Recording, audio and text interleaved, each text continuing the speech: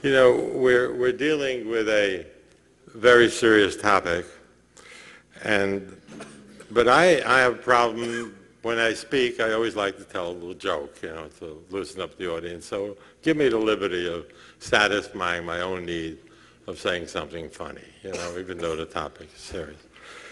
I'm in the shul of about 18 people every morning, and one guy told me, he says that his friend came over to me, he said, where is Chaim?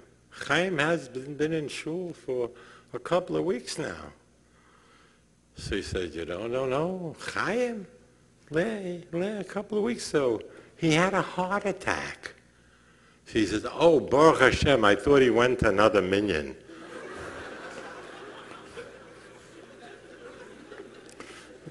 Somebody told me the story the other day, so I figured, I would share it. About 12 years ago, I think there was a session at this convention, maybe it was 13, 14 years ago, and the session was Children at Risk. And it said, women only. I apologize for bringing it up, but I think that's what was happening in America. We didn't get it. What do you mean children at risk? Women only? The fathers shouldn't listen? Shouldn't hear what's going on? I must admit that I walked into that session. I was the only man in the room. I felt I had to make a statement. I understand why Agudah hasn't invited me for 35 years. I can understand that. But I went to that session. There is a difference between children at risk or children in risk. Children at risk is every kid in yeshiva. Every kid in yeshiva is a kid at risk. But I'm going to deal with children in risk. And I'm not going to use the word off the derech. I'm going to use the word challenged. I don't particularly care for the word off the derech. I like the word challenge. They're challenged. In 1972 and 73, I worked for Torah Masara. I was the director of development. And we had a Va'ad of Rosh Yeshivas that used to make decisions about Torah in America. Rabbi Moshe Alav Shalom was on it, Rabbi Yankiv was on it, Rabbi Shneur Kotler, I remember. Rabbi Hutner was there. And I was troubled in 1970s. There was no vocational high school for boys. A vocational high school. I know it was a very progressive idea that not every kid could learn the whole day. Why not have a vocational high school? And I made the presentation. And I remember Rav Hutner asked me many questions. Rav Shneur, I was a kid myself, and Rav Shneur asked me many questions. But they didn't feel at that time that we were ready for vocational high school. But I felt, watching the kids in the street, I felt, there was a personal feeling. I think now the world has changed. And we're starting to think about situations such as this. About 10, 12 years ago, I opened a girls' school called Muncie Academy for girls that were either thrown out of school, Beis Yaakov, were not accepted. It was really a crazy thing because I opened up a religious school for girls that didn't want to be religious and didn't want to go to school. So when you think about it, it doesn't make sense. And I opened up such a school. And I recall I had a volunteer, a very fine woman, and she came to me one day, she said, Rabbi Greenwald, I can't take it. It's not for me. I'm not okay. I said, what's the matter? He said, well, Chaya, every day her top button is open. So I said, so what do you do? He says, I tell her to close it. I said, so what's the problem? He says, the next day it's open. So I said, so what do you do? He said, I tell her to close it. I said, how long is this going on? He says, about 3 weeks. I said, did you figure out it doesn't work?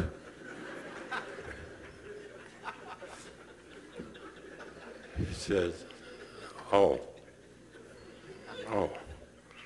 And I said, what do you mean you can't take it? It's not about you. What about her? It's not about you. And I sometimes have to tell parents that when they deal with their kids that are challenged, it's not about you. It's about your kid. How old is chinuch in America? 70 years? 80 years? 80 years ago we had 2 yeshivas. Today we have hundreds of yeshivas. Tens of thousands of books learning. I tell people usually at the Nefesh conference where they allow me to speak, the Nefesh conference, I tell them that every psychologist, every social worker has an achrayus to go to Besmedrish Kavoa in Lakewood, to Mir Yeshiva in Eretz Yisrael,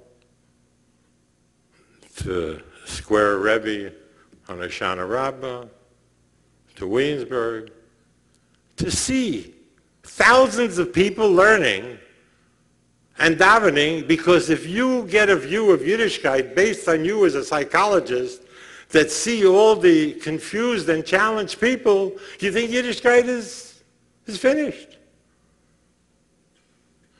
There are more people learning in the Mir Yeshiva in Eretz Yisrael, or more people learning in the Besmedrish Kavoa in Lakewood than all the literature yeshivas together before the war in Europe.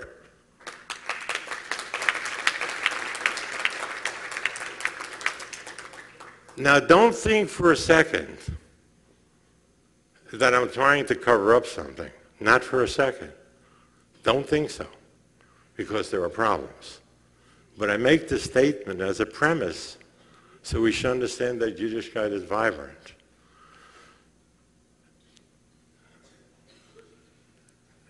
Who knows how many years ago there was a kid missing in Belzer camp. Many years ago. And I was one of the people that leading the volunteers to search for the kid. We found the kid on Shabbos after 3 days in the woods.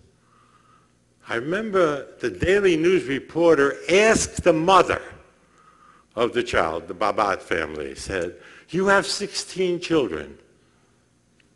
I mean, like what's the big deal? You ever had such a stupid question in your life?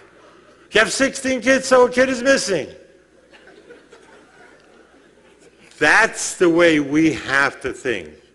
We have thousands of kids, but a kid's missing. That's the way we have to. It's our family.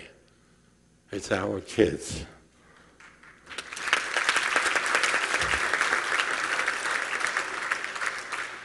Look at the confusion of these kids. Look at it. Just watch it. Let me tell you what I've witnessed. The girls, they don't keep Shabbos. They hang around the streets. Yet, when somebody is sick, they text them to say Tillim. I don't know if you ever got those texts. But the girls are texting. The kids are not frum, and they're telling other people to say Tillim.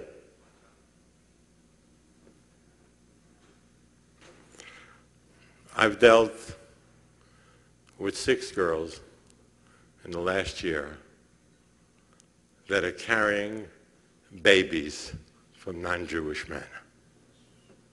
Girls from frum homes. Girls from frum homes. And I made a personal decision that with that particular girl, I won't speak with her. let other people deal with her. But I think she had her opportunities, and I never disassociate from a kid that's challenged, never in my life. But I made that decision in this case. Because I thought that as long as she's with this man, I have nothing to do with it. And her parents, the parents asked me, they asked Shilas, they asked Rabbanim, one Rav said like this, but so they asked me my opinion. I said, I think you shouldn't invite her to your house as long as she's with that man. That was my decision. I got a call from the father, Rabbi Greenwald. What do I do? She called me. She wants to name the baby. She wants the kid to do. I can't go to my shul where I live and name the baby, and they'll hear it's my daughter, and they'll all know, well, your daughter had a baby, Mazel Tov, where is she? What can I do? I said, you want me to name the baby? I'll name the baby. I went to shul. I named the baby. People gave me Mazel Tov, another grandchild, you know what I mean? Why am I telling this story? A girl with a goy,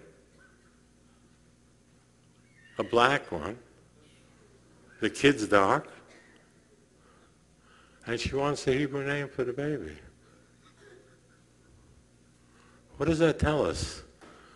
That these kids are connected. They're challenged, but they're connected. Family. You have a family, 6 kids, 7 kids. It's always been a mystery to me. 6 are learning, 1 is not, 1 is challenged, the other big Talmidei Chachamim. What's going on here? What's happening? So we all say that the trouble is that the yeshivas and parents think kids are made like cookie cutters. You cut cookies, you know, boom, another kid, a cookie cutter. And I say, yeah, maybe it's cookie cutters. But one kid is a round cookie, another is a square cookie, another is a star cookie, and the last one may be a tough cookie. And we could have in the same family stars, cookies, and tough cookies. And each kid must be treated differently.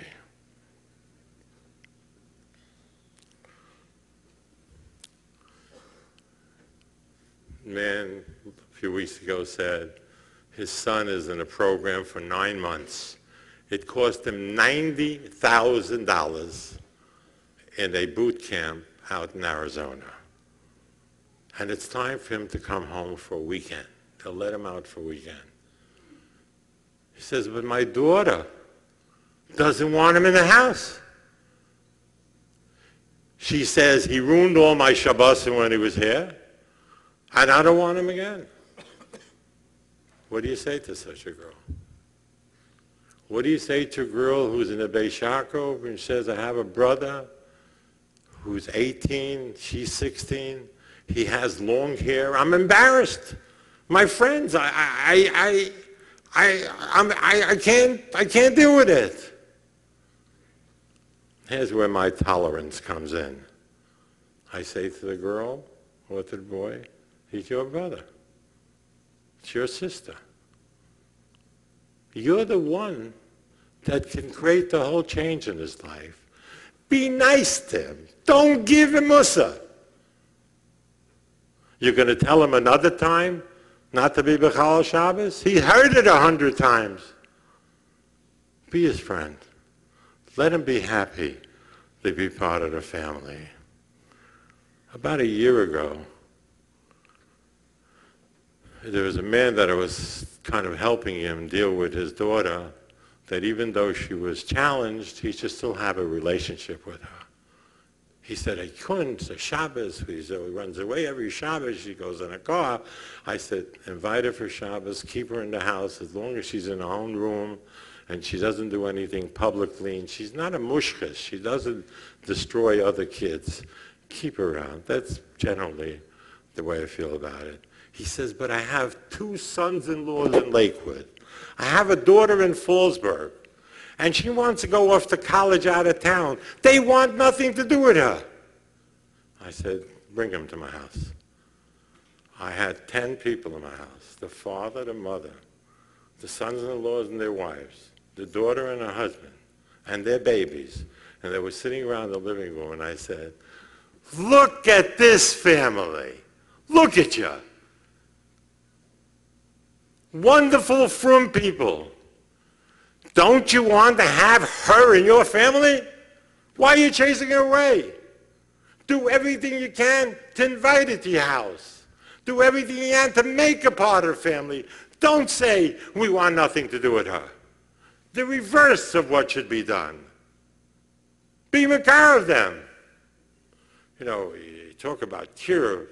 I mean, I'm almost embarrassed to tell the story, but there was a big person in Kiruv that came to me at a convention recently and said, my kid just ran away and, you know, I don't know what to do. I said, and I haven't been speaking to her for a couple of months, and it's all kind of problems in there.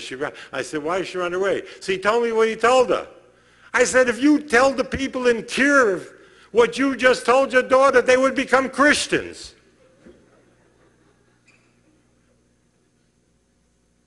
People know how to deal with other people, but they can't deal with their own people. I always just say that maybe the Rabbi Shalom should have given the kids to the neighbors because, you know, the neighbor says, your kid is so wonderful, you know.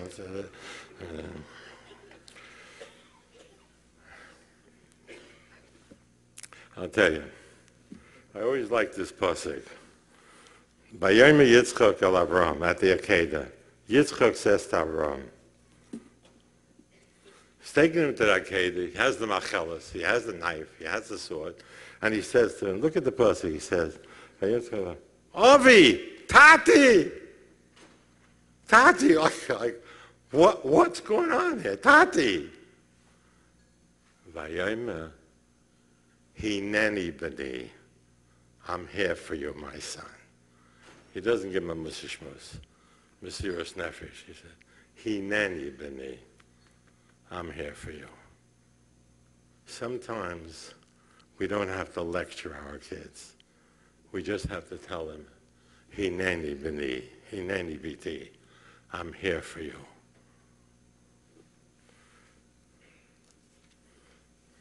Talking about the Parsha with different kids. I'm sure everybody has seen it, but the Klei Yorka in Teldos is phenomenal. The Klei Yorka in Teldos says, Ela Teldos Yitzchak ben Avram, Avram hoylid es Yitzchak. He's a ben Avram, and he's hoylid es Yitzchak. I mean, if you're a ben, you're a hoylid. Klei Yorka says an amazing thing over here. Ela Teldos Yitzchak ben Avram, Afal Pi, Shama Shehoya ben Avram, Mikol Makam, Hutzach Leim Avram hoylid es Yitzchak. Because you could be a ben and you could be a hoylid. So listen to what the Klei Yorka says. Klei Yorka says that Yitzchak was not only a ben Avram, that he copied what his father did, but hoylid. It was in his genes, his teva. That's what he calls hoylid, the teva. What about Yishmael? He's also a ben Avram. So he says he had the teva of Hagar. Why? Because you look later, it says, Asher Yolda Hagar. Who is a harlot? Hagar. So we see that people in the same family could have different teva. One could have the teva of Avram, the other of Hagar. Because he goes right to later in the Klei Yorka, he learns a little further. He says, well, so what do you say about Yitzchak? Yitzchak had a Yaakov and an Esav. He was a hoylid and a ben of Avram, and how did he have it? So he said, Yitzchak, he says, Yaakov was a ben and a hoylid of Yitzchak, but Esav was a hoylid of Lavan. That's what Klei Yorka says. So we look at our own kids and we say, one is like this, one is like that. It's not a cookie cutter. Kids are born differently. You ever see a set of twins where one kid is reading a book when he's 3 years old and the other one doesn't open a book till he's 65? Doesn't read a book? Or one kid smiles and doesn't smile? Same mother, the same father. So we have to, when we deal with kids, we have to deal with their teva. And not all kids are the same. I know I'm going too long, but I just have to say, tell you, I have to read you something about family. And I'm not reading it to make you sad, but I'm reading it to make you think and make us understand of what's happening. I have 4 letters in my possession over the years, and all 4 of them are suicide notes. Notes from a suicide. And the one that I'm going to read you is a suicide note from a Hasidic girl that wrote the note. And I have it for different kind of reasons, but I carry the note and have 3 other ones. And before she writes a note, she has 2 $100 bills and a note that says, whoever gets this note, please give it to Kupas Seir, because I made a neder to give it to Kupas Seir. Please give it, and then she writes, Dear Tati, I know you're probably furious what I did. It's against everything you believe. Oh well, I never cared much for what you believed anyway, because you abused me to believe what you believe. This letter will be harsh. I know that. But it's all the anger that I pushed down all my life. It is why I did it, why I killed myself. You are a major part of my suicide. You abused me. You made me feel worthless. You beat me up when I was 18 years old. For goodness sake, that's an adult. How could you do that to your own children? You are a bloody murderer. Haritzeach. She writes, Haritzeach. You killed every ounce of self-worth of life out of me till I had to take my own life. You told me I'll thank you for the petch. I can make you a list of all the petch and tell you how wrong you are with each one from a chinuch standpoint. After being a student teacher, I learned a thing or two. You beat me up for saying that I want to commit suicide instead of helping me. Saying that you love me when you'd miss me. You hit me for not eating food I didn't like. And when I was hungry, then I developed an eating disorder. And for the past 2 years, I've been struggling with food I couldn't eat for days. Or I would throw up my food. You ruined me. When I wanted to buy a car, I knew you didn't want that. But instead of dealing with it, you disowned me. You said you just want me to be your daughter. In other words, if I have a car, I'm not your daughter. How loved should I feel then? I'm a human being. A Yiddish neshama is worth less than a lousy car, less than the Hasidus, and holy moly, and he names the Rebbe of his father. And not just that. You turn my younger sisters against me and tell them how terrible I am and that I'm a shiksa. And you're not allowed to have any more kesher with me. You fool, didn't you realize that you're killing me? There's a lot more I don't have koyach to write. I'll be dead in a few hours. I just want to warn you that if you don't make drastic changes, you'll learn it the hard way pretty soon. And she ends like this. Accept all your kids the way they are. Wake up! Look at other people's kids who are off the derech. Your children are all tzaddikim? Tzaddikim gemurim? Yes, and she names the kids. I wasn't anymore. You made me feel like a guy, so I had to make it my business to act like a guy. I did melachas on Shabbos, ate treif, chametz on Pesach, and all else. Don't do the same mistake. You killed me, baruchnius and gashmius. And get, and she names the sisters out of the house real fast. This letter, I carried with me. And I carried as a lesson, not only for me, but for everybody else. I'm going to end with unfortunately, there's so much to say. Unfortunately, there's so much to say. But I always like the story of the Rebbe Reb Zusha. I always like to tell the story. He felt his Avish Yisrael was missing. So he wanted to improve on his Avish Yisrael, so he went into the woods. And he spent a few weeks, and he did, despite of this. And after a few weeks, he came back, and he thought he was ready. And he came back into town, and he heard there was a young boy that was deathly ill. And he started to run because he had a young boy. And he started to run to the house. And he came to his wife. He said, "How is our son?" And she looks at him and says, "Baruch Hashem, everything is fine." Then he stopped. He said, "I feel okay, but somebody else's son is deathly ill. I better go back into the woods and improve on my Avish Yisrael." When we deal with everybody else's children. They have to be like our kids. That's how we have to look at them. I was at the Satmar Rebbe in 1970 when I met the first, which I think was the Hasidic kid that was a drug addict. He stayed in my house many times and died from an overdose when he was rushed to Maimonides Hospital. And the father asked me to meet the Rebbe. And I went to Satmar Rebbe. Until I found out how to say the word drugs in Hebrew or Yiddish, there was no such expression for drugs. Samim was poison.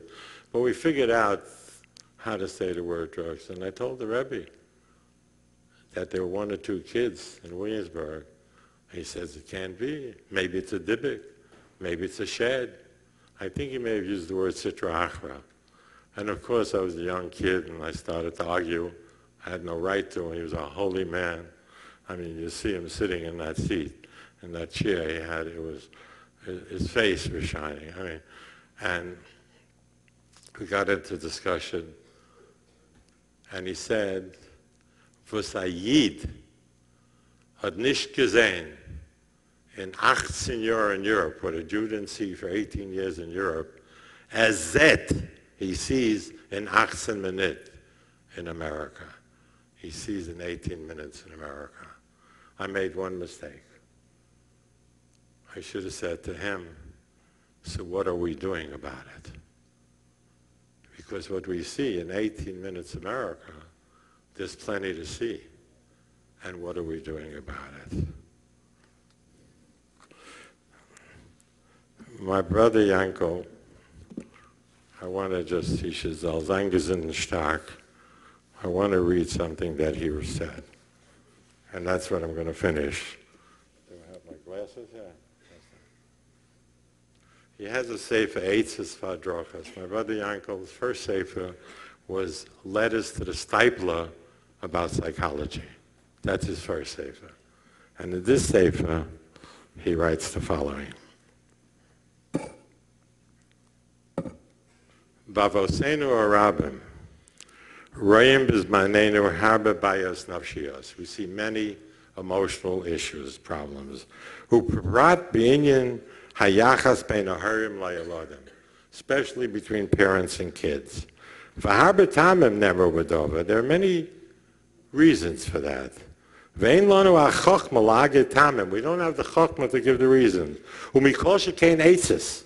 Aval Anisayin Melamed, experiences teaches us, Kishiyesh Emunah Pshuta Eladim, if the kids have Emunah Pshuta, Ba'od Heim B'katzutzam, when they're kids, Oz Arz Lahem Sheyeh Emun V'keshem Aharim, it helps them have a connection. Ulachain. Af Sha'aharim Tzrichim L'chanech, even though the parents have to mechanech, V'af Lahanish, to punish, Knei Sheyelchu B'neim B'derech Hashem, Shezuhi kol megamtein. That's their whole goal. They should go b'derech Hashem. Aval tzrichim liskar, to remember Yesoid Ikra, an important Yesoid. Shebechol matzav eiz sheyeh. Any matzav the kid is in. Va'af b'tkufos lo kalos. In the difficult times when the kids are off. Ikar gadol hu lahachzik. Hold on. Es hakesha, the connection. V'lo levater alav b'shum panim b'olam, and not to give up on him anytime. Uve'ezras Hashem, im yesh kesher, if there's that connection, oz yesh laharim es yad, you'll have the kids in your hands. Aval im ein kesher, there's no connection, me'ezet tam sheyeh, oz kosher lahachzik es a yeled matzavim kosher. When it's difficult times, you won't have that kesher. U'kamoi, sha'kodesh baruch hu, yesh lo es ha-kesher itanu.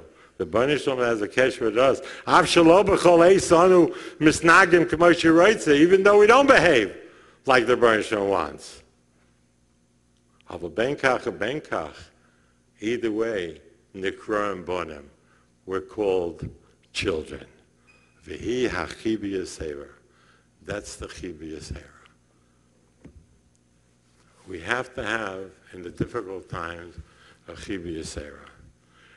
And I once read that if you go through a serious operation in your life, and Hashem saves you, you should mention it every once in a while. And I'm mentioning it now for a reason. I had this operation, and Baruch Hashem, I did okay. And then recently, they gave me a monitor. I'm wearing a monitor. And this monitor tells every second what's doing with your heart. Every Jew in this room should have a monitor. And the monitor should tell you how much time you spend with your kids. And it should get excited. It should beep when you yell at your kids. And you should play nice music when you're nice and sweet with your kids. But it should time you every second, because the more time you spend with your kids, and especially not kids that are challenged. We have to deal with kids that are doing well. Imagine the kid says, my brother, he's in trouble. They're inviting him to Eretz Yisrael. They're taking him out to lunch. They're spending all the time. I'm learning good. Nobody bothers with me. Big mistake. I used to say, because the stars in the heaven, you can see the stars when it's dark. When the things are black, then you see the stars. But when it's light, you don't see the stars. So when kids are light, lichter, you don't see the stars. They're all stars. Remember, give your energy to the kid that's doing well as much as the kid's in trouble. Thank you very much.